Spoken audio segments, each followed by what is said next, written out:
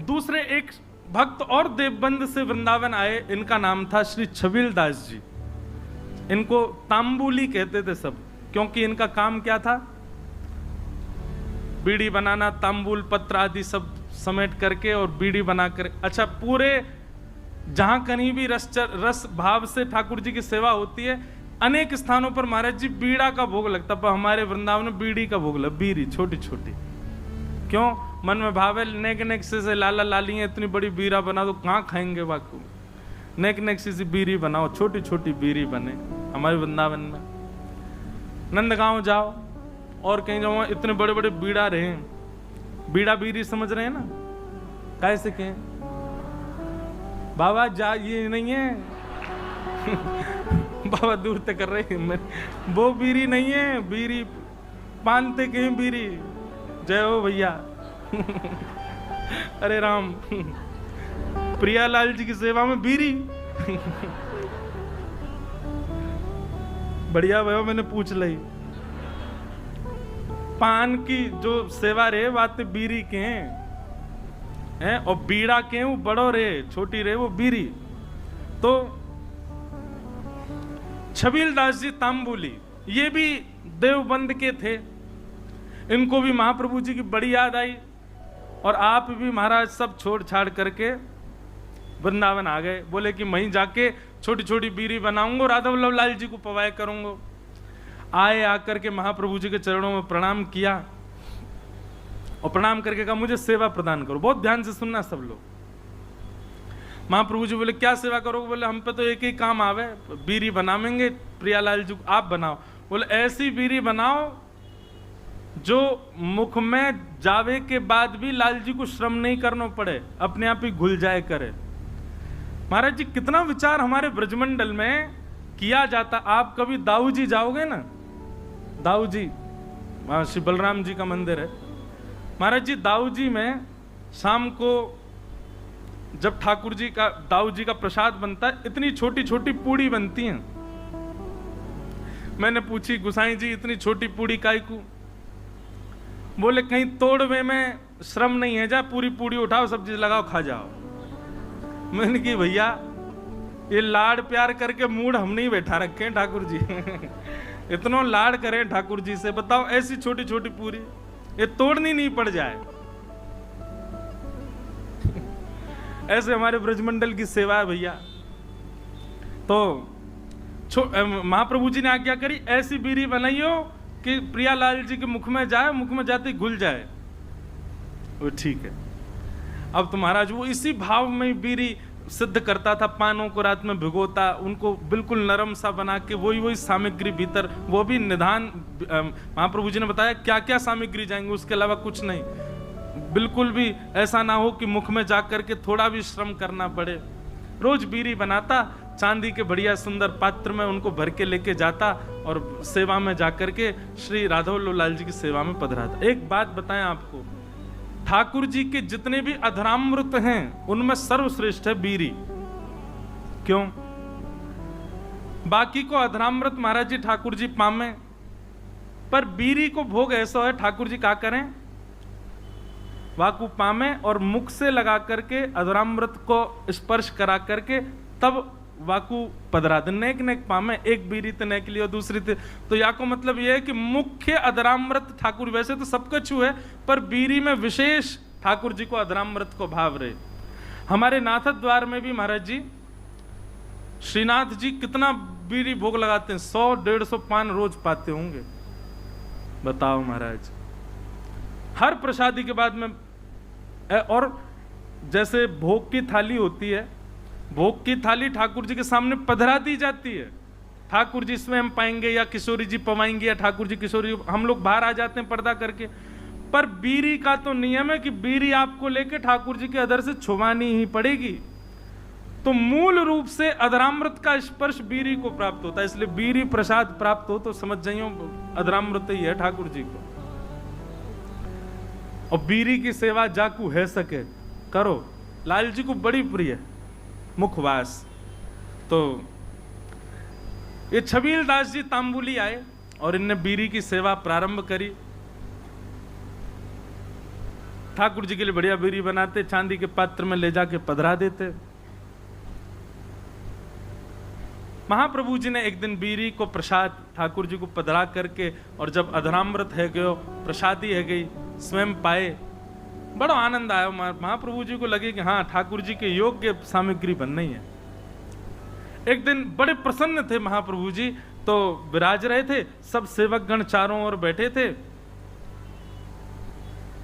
अत्यंत प्रसन्न श्री हितरवंश महाप्रभु सबसे बोले, कछु मांगो भाई, तुम्हें कहा चाहिए।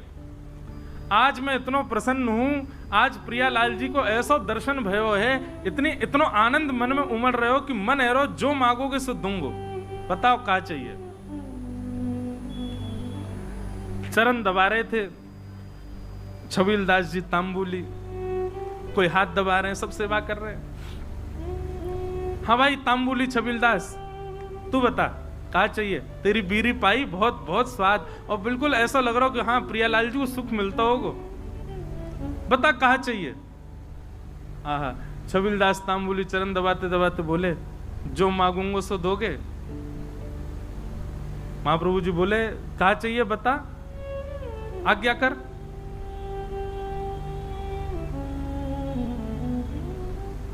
सावधानी से सुनो, बता कहा चाहिए। छबीलदास तांबुली कह रहा है, बोले कि जय जय, हमें ऐसा अनुभव भयो, हमने ऐसी सुनी है कि श्री राधा वल्लभ जी आपसे बात करें, आपके संग बैठे, आपको हाथ पकड़ लें, आपकी गोद में बैठ जाएं कूद के। ऐसा सुख मोह कब मिलेगा, ये मोसों बात कब करेंगे, तो मेरो हाथ कब पकड़ेंगे, तो मेरी गोद में कब बैठेंगे, मेरे हाथन से बीरी कब पामेंगे। आपको देनो है तो महाप्रभु जी बस यही कृपा कर दो कि श्री राधा वल्लभ लाल जी प्रत्यक्ष काउदना मेरे सामने प्रकट है जाएं, और जैसी लीला आपके संग करें, मेरी गोदी में भी कूद के बैठ जाएं एक दिन, मुझ को भी वो सुख मिले, ऐसा अनुग्रह कर दो।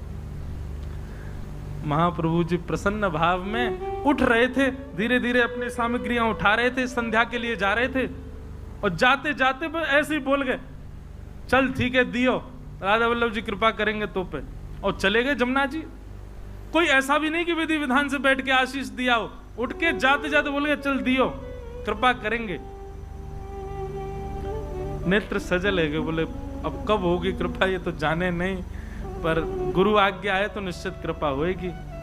स्नान ध्यान करके वो भी बीरी की सेवा तैयार सिद्ध करने लगो, और बीरी सिद्ध करके महाराज जैसे ही लेकर के राधा वल्लभ जी मंदिर में आयो, संयोग से कोई भी नहीं मंदिर में, अकेलो छबीलदास तांबुली बीरी भोग लेकर के भीतर गयो, ढूंढने लगो, कोई सखी मिले, सहचरी मिले, कोई सेवक मिले तो दम भैया अंदर पधराए दो।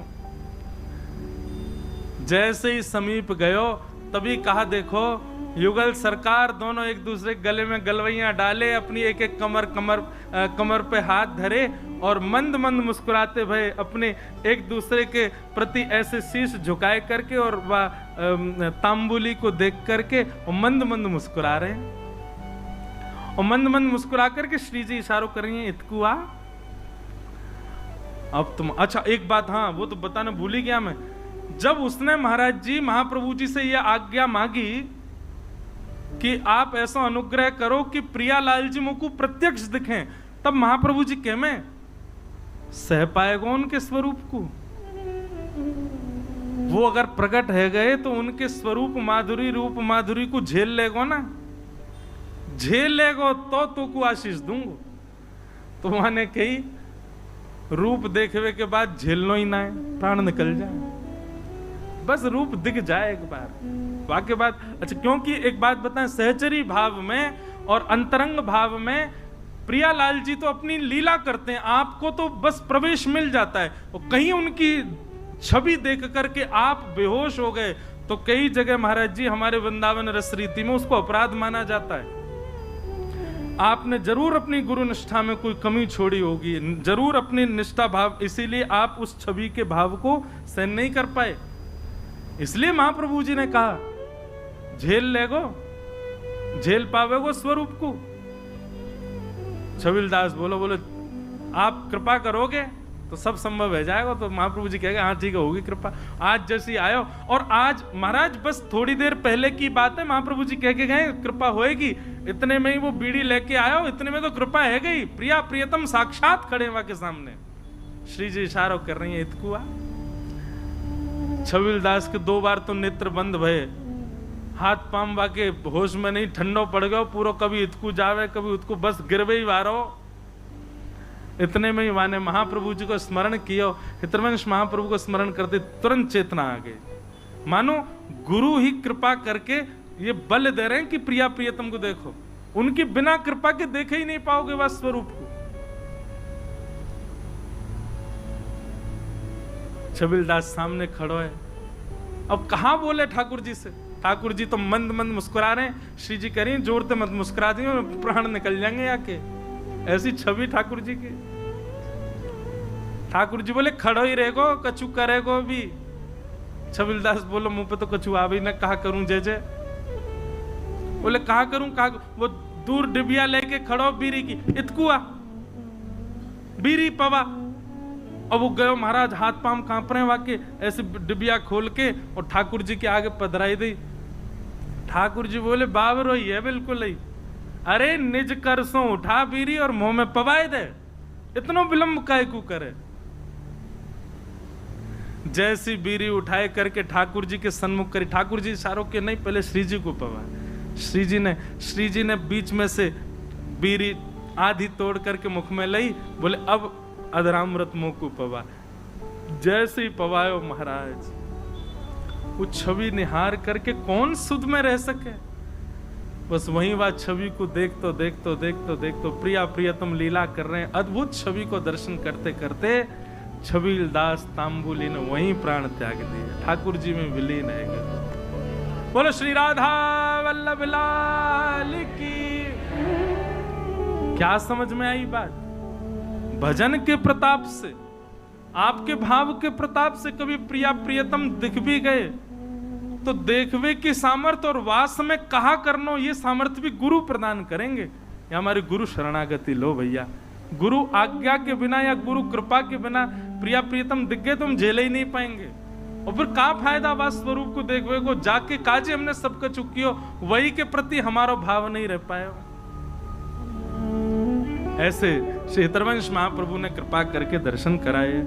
जय जय राधा वल्लभ हित हरिवंश, जय जय राधा वल्लभ हित हरिवंश, जय जय राधा वल्लभ हित हरिवंश, जय जय राधा वल्लभ हित हरिवंश, जय जय राधा प्यारो हरिवंश, जय जय राधा वल्लभ प्यारो हरिवंश, जय जय राधा वल्लभ प्यारो हरिवंश, जय राधा वल्लभ प्यारो हरिवंश, जय जय श्री वृंदावन